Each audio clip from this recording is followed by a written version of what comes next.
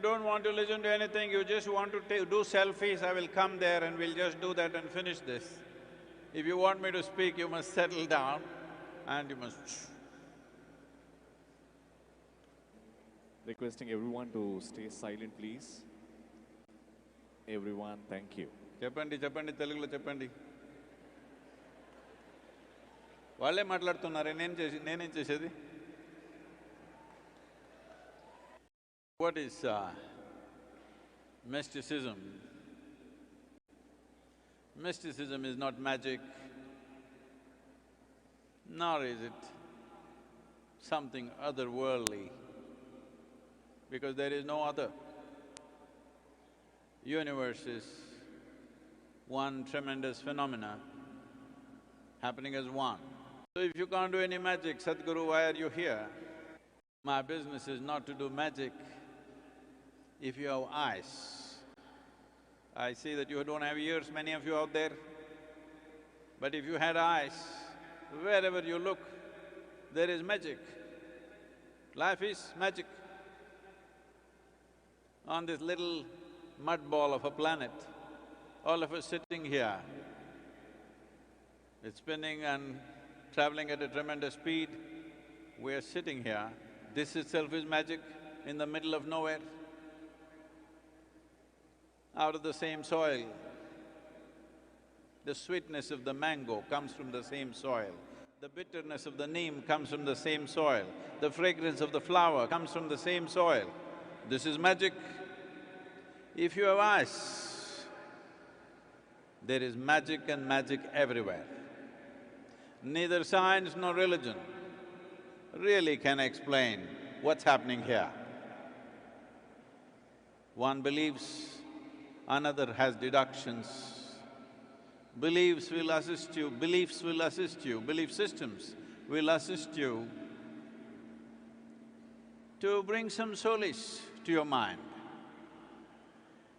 These deductions, scientific deductions, are utilitarian, but neither of them can touch the core of what life is. So touching the core of life, knowing the essential magic of creation is mysticism. When one starts seeing clearly, the clarity and vision of an individual, when it penetrates, the attendant ambience of life in the form of physical manifestation, then you get labeled as a mystic. So mysticism is not about going somewhere. Mysticism is about sinking your roots deep into the very core of life. If you penetrate the surface of life and know life at its very core, unfortunately, it gets labeled as mysticism. It should have been the natural process of life that every human being experiences not just the surface but the very core. But such a thing is not happening.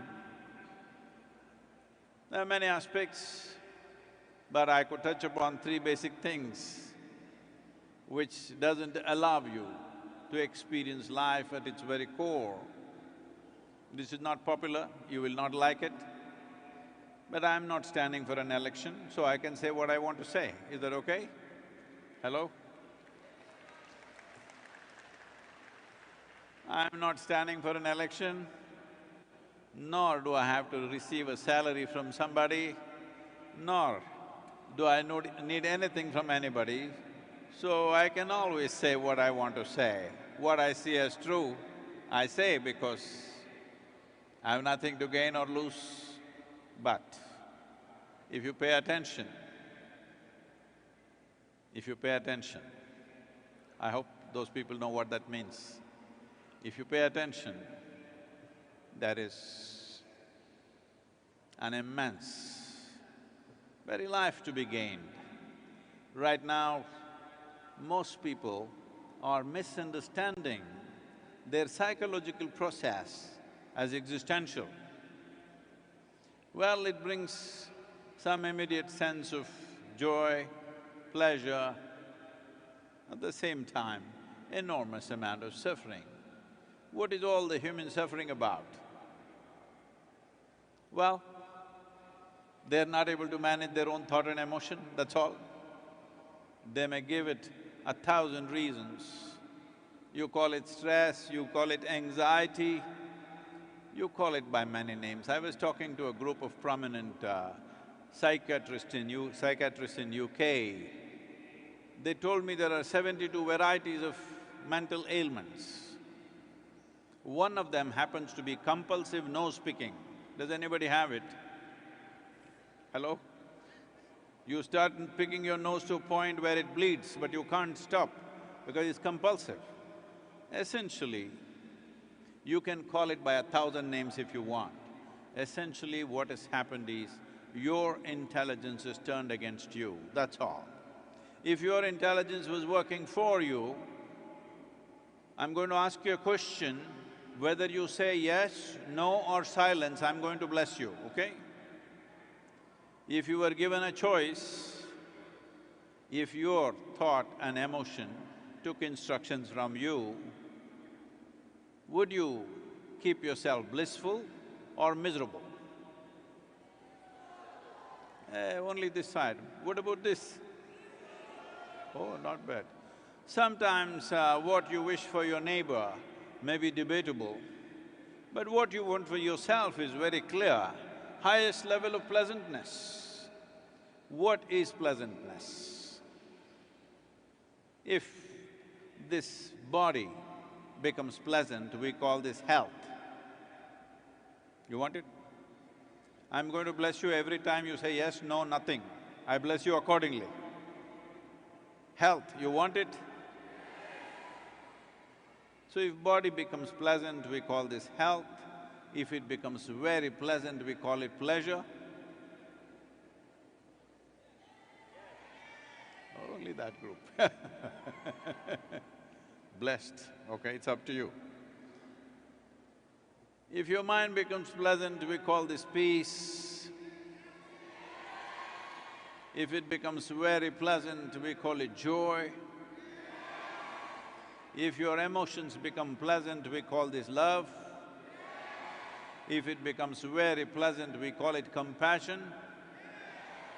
If your very life energies become pleasant, we call this blissfulness. If it becomes very pleasant, we call it ecstasy. If your surroundings become pleasant, we call this success. Only to create pleasantness in your surroundings, you need the cooperation of people and forces around you. But to create pleasantness of body, pleasantness of mind, pleasantness of emotion and energy, it is 100% your business. Hello? It is 100% your business to keep this body, this mind, this emotion, this energy as pleasant as possible.